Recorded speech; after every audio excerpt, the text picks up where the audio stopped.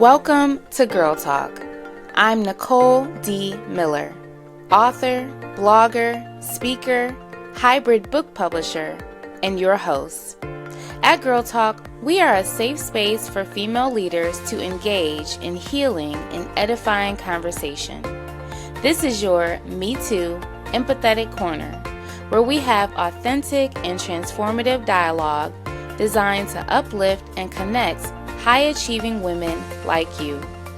Are you looking for a safe space to cultivate sisterhood with other like-minded female bosses?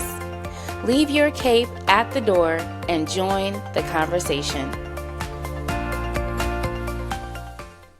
Hi guys, and welcome to Girl Talk One-on-One. I'm your host, Nicole D. Miller.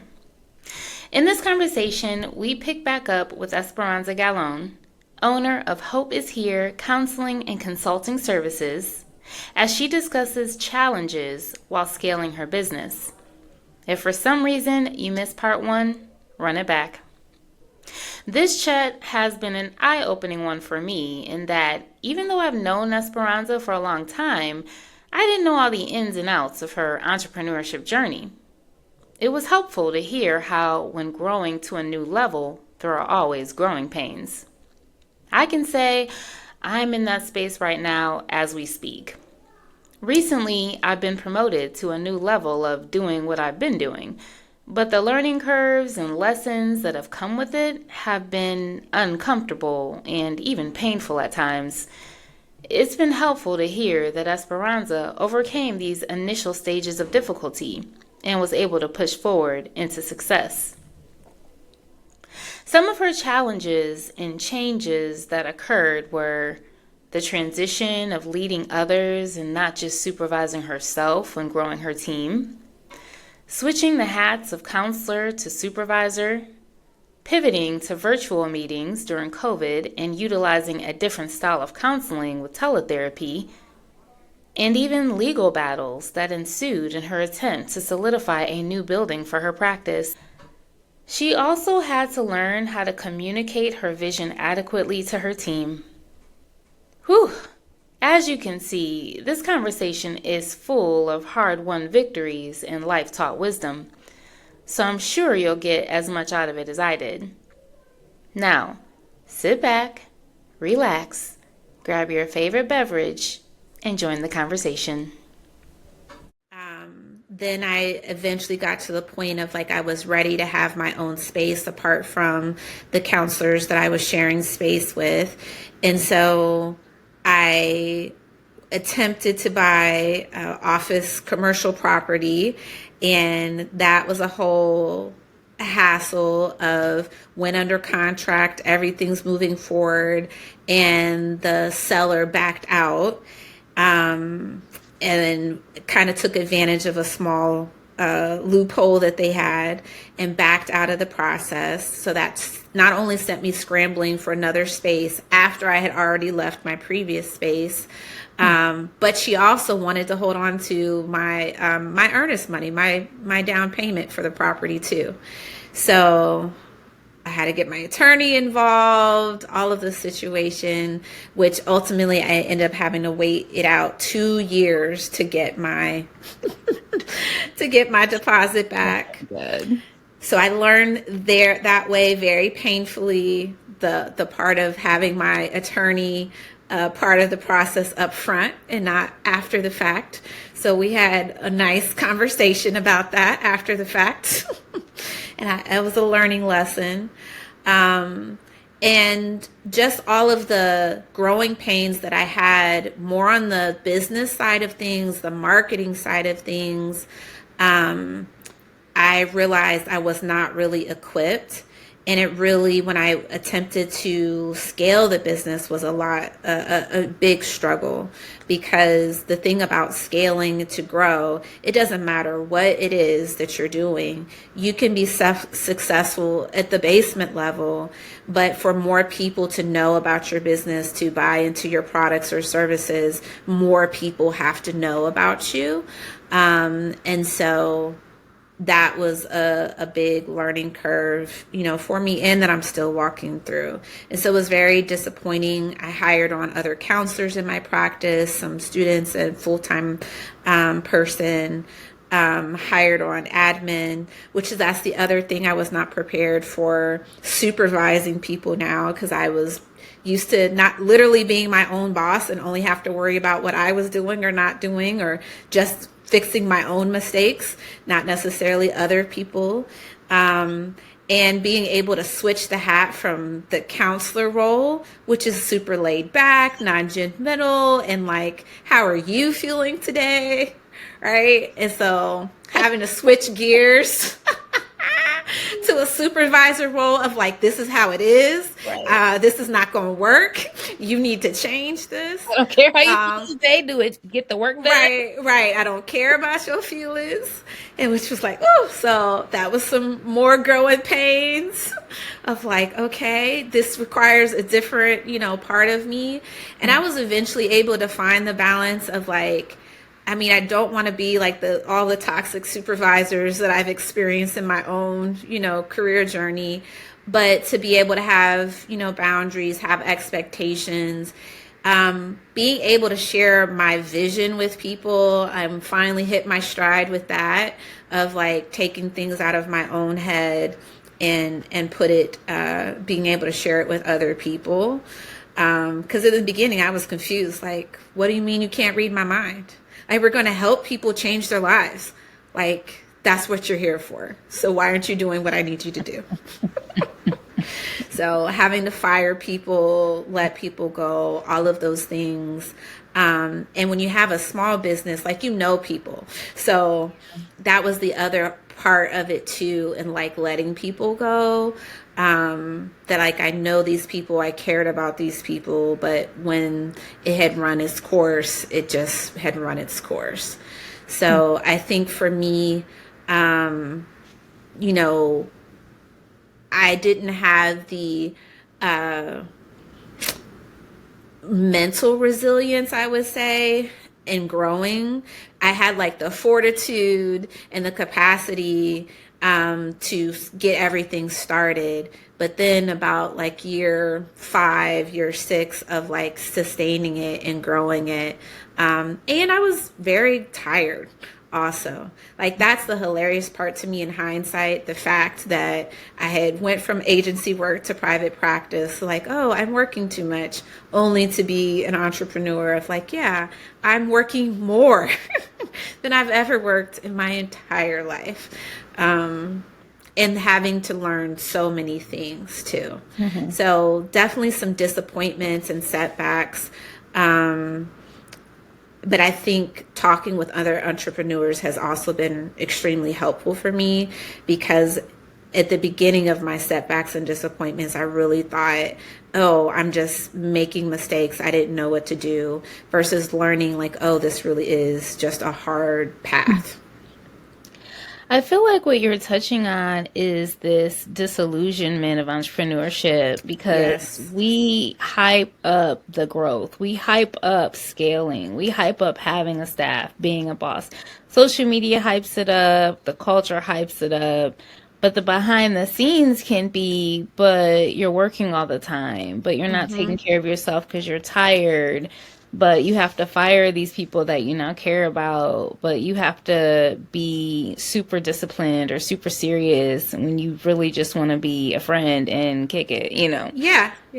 And so it's like, oh, this is the real behind the idea. Yeah.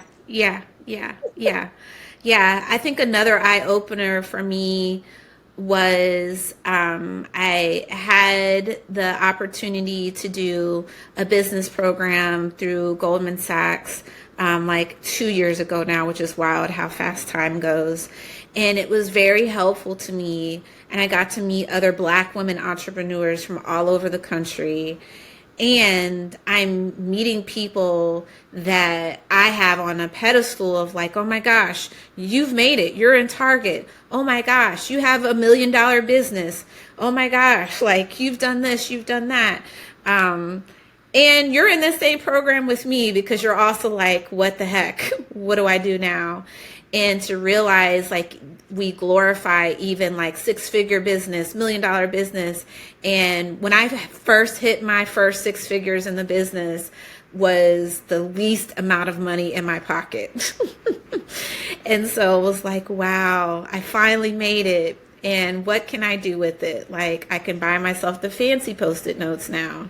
Like, I'll get Fancy post-it notes. I'm so done with you.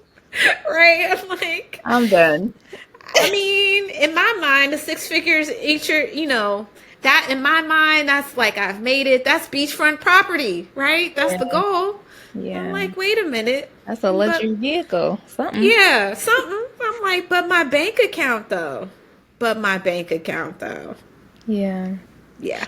My question is, do you have or have you had a business coach, your own therapist, other guides, people to coach you, assist you with your mental health, especially as you're dealing with your own disappointments through business? Yeah. So again, I'm kind of backward. In the beginning, I didn't. On the professional side, I do have a mentor to help me with like the clinical things and the professional piece of it. And I have several mentors in that area that are amazing, that whenever I've been in need, I can always turn to them and get their advice. They're counselors though, so they always kind of like, look within. What do you think should? I'm like, oh my gosh, What do you feel? no, just tell me what to do. But they have been amazing.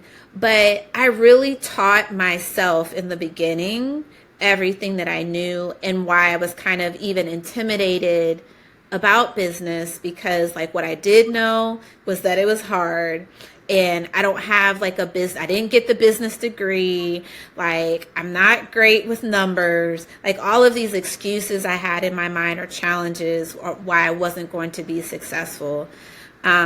I will say I was pleasantly surprised that there was some positive lessons I've learned in spite of the difficulties my parents had in their entrepreneur journey, that I could remember some things of like, oh, my dad would tell me to do this.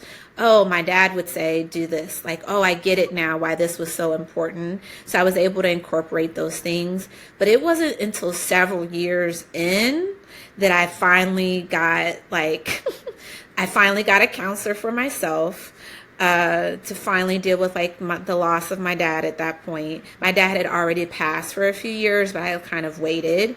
And then again, several years later, even after that, so I finally started getting some coaches, and that has been really helpful. But I've also learned that and I heard a pastor say this once, Dr. Faith Wakoma, you can only teach as far as you have gone. And so I've learned that the coaches that I've had have been really helpful, but then I have to get new coaches after I get to the next level, or the new insight that I've needed. And not everybody is good at everything or knowledgeable in every area. So I've learned to be more strategic. Because I like to learn. So I'll just like, oh, you have something to share? Okay, let me sit down and learn from you, even though this might not be something that I need. even though, even though, you're at the same level that I'm at, right? And so It's so funny. I mean, it's the reality, because that's the other thing on I find great value. I got a separate counselor, a new counselor for myself, because they also are experienced with business and have their MBA. And so I get more of the guidance on the business front as well as the personal front, too. But I've learned the hard way, like all these people that say they're coaches and masterclass and all this stuff. I'm like, well, I could have Googled that, or I was doing that, and I did know that. Like, Right, you could have taught the class. I could have, in fact, taught the class. In fact, I was in a master class once, and the teacher said, like, oh, you could be teaching this class for me. I was like, well, Sometimes we have to recognize the level we're at. I've had to yeah, realize that as an indie author and connecting with yeah, other indie authors. I'm like, oh, yeah. not everybody is here. you know. Yeah, yeah, exactly. So Exactly. I do want to touch on your journey with breaking the survival mentality because you mentioned that earlier. Yes. Developing a money mindset. I do feel like you're one of the most prudent, frugal people that I know with money. Yes. And Yes. I'm Yes. frugal, so, that's saying a lot, but you are. Yes. Yes. So Yes. tell us your experience and journey with that. Yeah. So definitely growing up with not a lot on the financial side of things, and what I've now come to learn, like financial trauma because of that. And I didn't have a name for it. I just thought like, oh, times are hard. Um, Times have always been hard. They times just have always. always been all my life I've had to fight like. And one, I would say I've been in a lot of spaces professionally, educationally, with a lot of people that are white, and to be able to see people that are not as in survival mode, and not to say that they don't have their own traumas or survival things to deal with, but to be have my horizons expanded to say, oh, there's another way to do this, and some of these things that I've experienced are not normal. And I would say my financial trauma that I experienced growing up as a kid is I'm one of those people is that out the product of that is my prudency, because I had a fear of not having enough money. And so like the holding on, having the high anxiety of like I said, I'm going to buy fancy Post-it notes. Like, should I do that? Am I going to regret that in 3 years? Like having like high anxiety, in dealing, spending money. And I've had to wrestle with that and becoming an entrepreneur, because now I don't have a steady paycheck. Like I could make, $400 this month and then $10,000 the next month. And just having to be able to ride that financial ups and downs of like, okay, all right. And I do think like that is the typical experience of most entrepreneurs not having Yeah. steady income.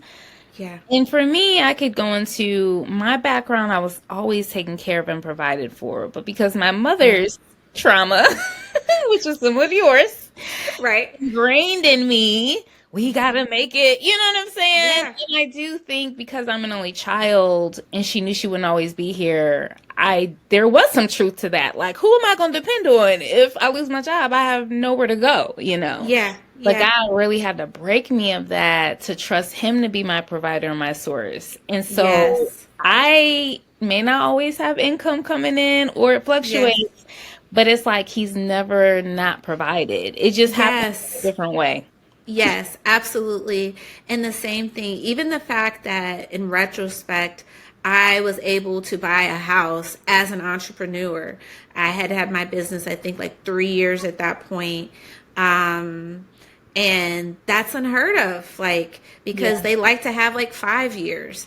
And so I was like, wow, God, you really have showed up for me. You provided for me.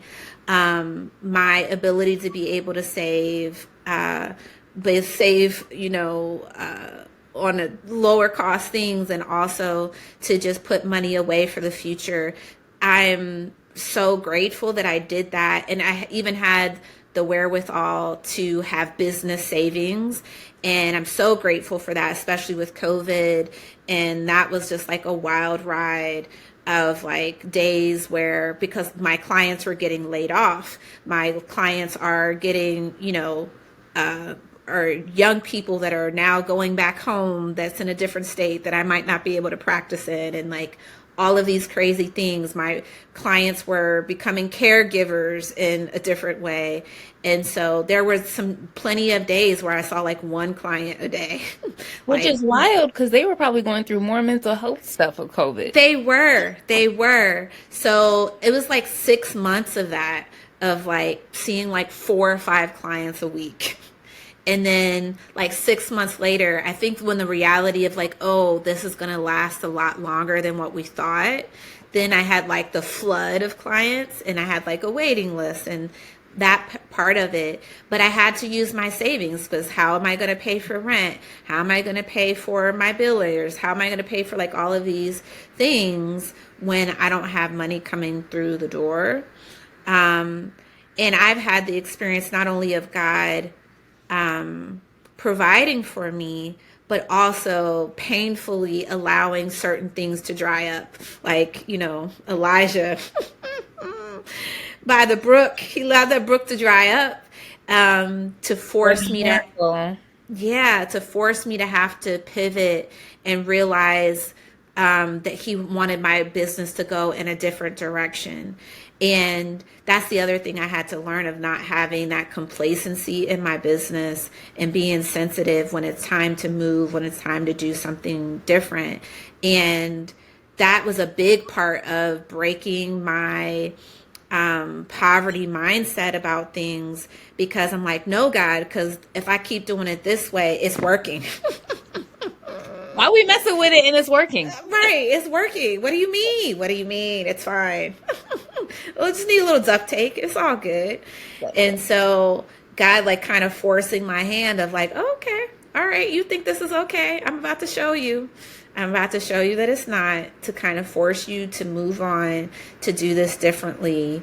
And so that really had to take my provision to my mindset, and God providing in a different way, learning about, business lines of credit and all of those things, which I always kind of thought like, well, that's a bad thing if I have to do that. But learning like, oh, wait, that's how these businesses are actually growing. And so to be more strategic with the debt, and kind of thinking about what am I getting, my return on investment. And so I had to break a lot of those old survival patterns. And also kind of during COVID, I saw so many of my clients struggle with finances, like, again, getting laid off, or I've had clients have, they were able to keep their jobs, but their salary got cut. So it's like, thanks, kind of, mostly, but kind of not. So to see my clients' financial anxiety get so high that it was literally impacting their mental health, and seeing the opposite of how their mental health was making them make poor financial decisions. Because the other side of it is we can get reckless with our money when our anxiety is high, or we feel like it's hopeless. And there were some parts of that for myself too, like when the coffin was drying up, I was like, well, God, it doesn't matter. So I am going to get the fancy, Post-it notes, because, that's all I can have. Like, what is life? So I'm going to spend this money I don't have on these Post-it notes.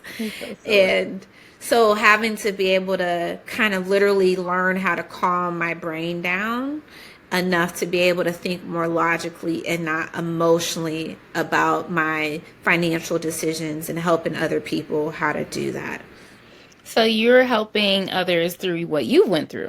Yes. What you've done in yourself. Yes. It's always a blessing. And I love that you touched on how God can use our works as well as our faith, because having your savings was the provision he chose to use. It makes me think of Joseph during the famine. He's like, for 7 years, we need to stack up. Yes. The famine is coming. Yes, absolutely. Absolutely. So let us know how you're now working in this field of helping others financially with your mental health practice. Yeah. So you can check me out on my website, hopeishere.co, not .com, hopeishere.co. And you can check out, I've been doing online financial workshops, as well as in-persons for those people that are living in Cincinnati, where I literally will help you walk through recognizing what are some maybe lies that you've told yourself about money. What are some of those financial traumas that you've experienced, and how you start to have healing from them?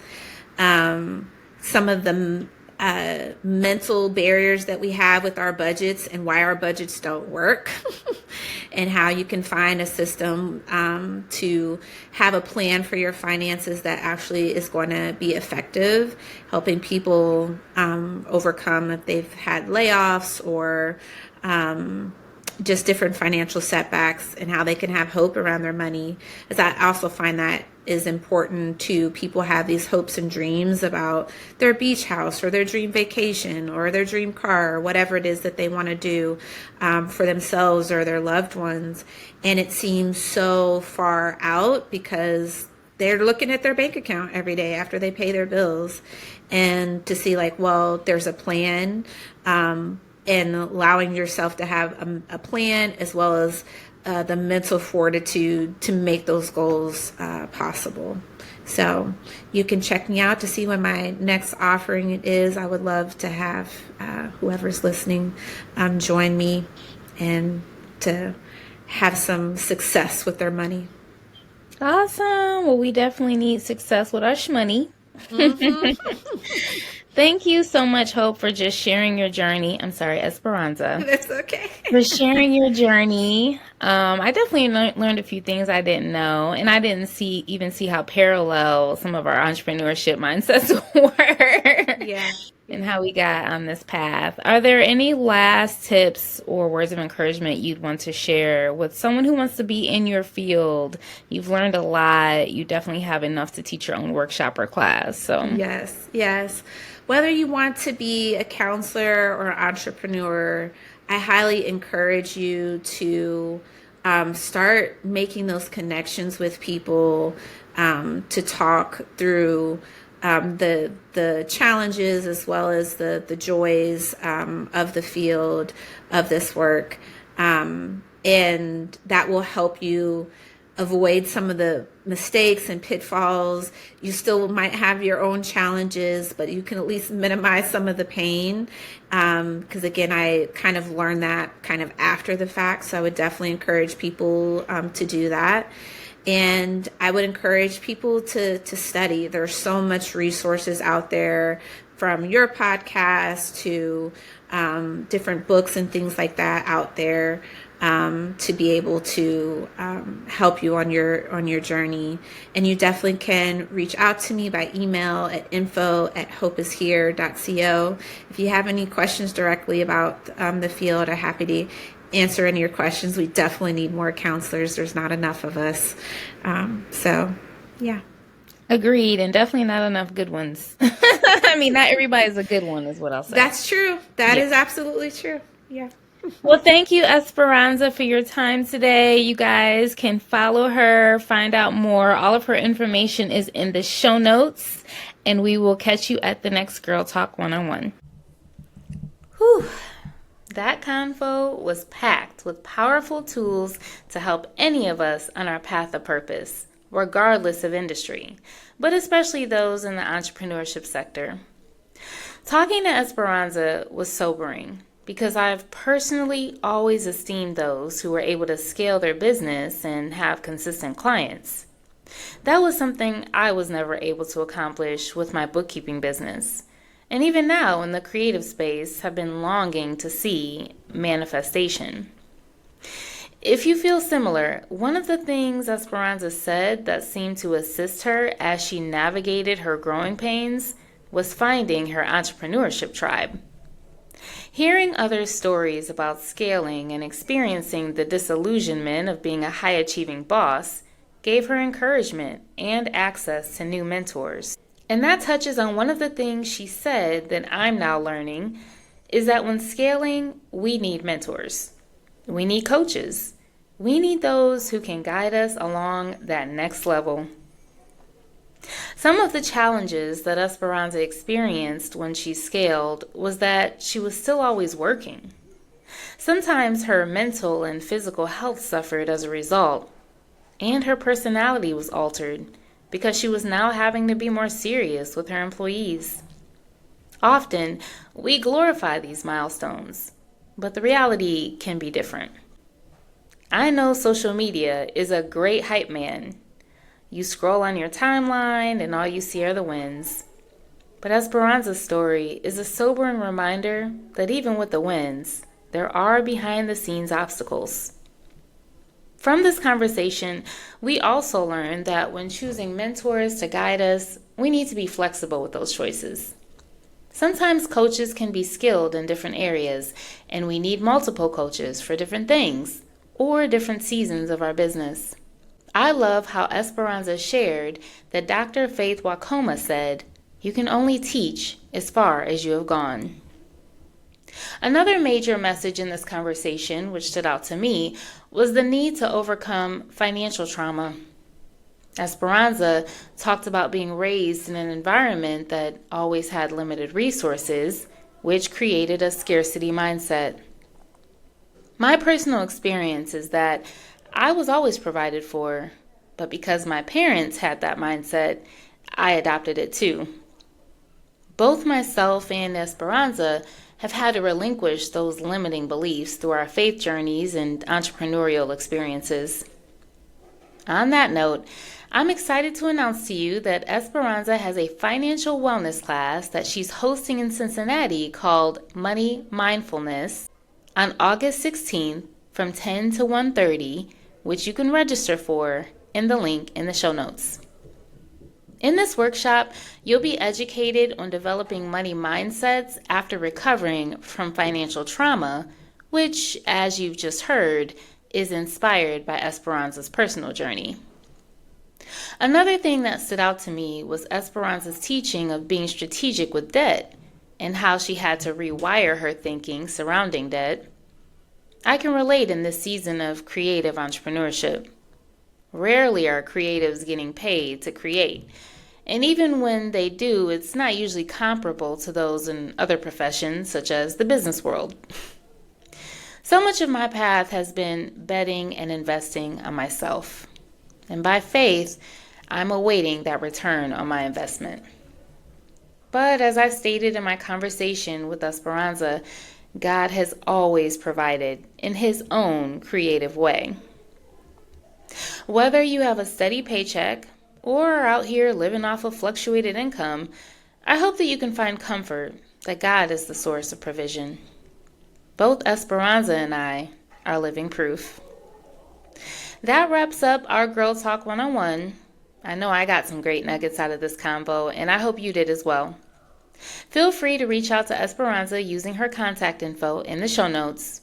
And if you make it to her workshop, let her know I sent you. And remember, I attract amazing women doing amazing things. So guess what, sis? That means you're amazing. Don't forget to subscribe, rate, and review this podcast. To continue the conversation, join our Girl Talk community by following @GirlTalkCLE on Instagram and Facebook.com/HTOHB, where you can join the Girl Talk Facebook group. You can follow me personally on Instagram @HTOHB, on Facebook.com/HTOHB, and at YouTube.com/@HTOHB. Feel free to reach out via email info@indiemillerpublishing.com.